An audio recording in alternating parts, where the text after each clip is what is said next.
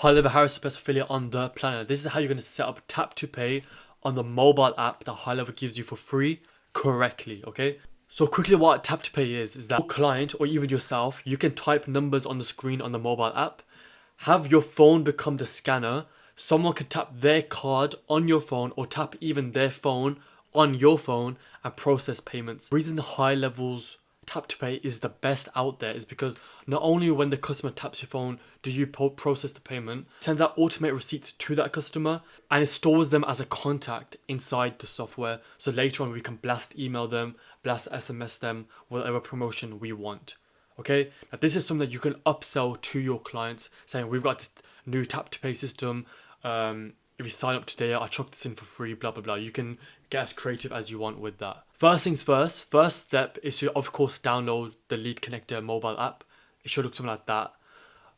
Then you want to sign in with your High Level credentials. Thirdly, you want to make sure that your phone's updated to the latest software. And of course you want to make sure that Stripe is integrated into your sub account. Now this is how you're going to use it correctly. So here's a tap to pay section, okay? It's in the middle. And so you've got a keypad as a first column. Now what that is, you can type in whatever amount you want and get paid for that.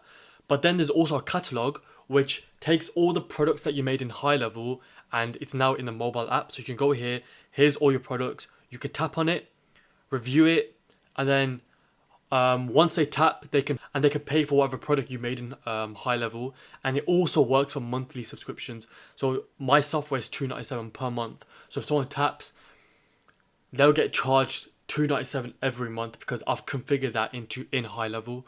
So that's pretty cool. But let's say I want to charge a random, so let's say I want to charge someone £35. So what I would do to do this correctly, I'll press review.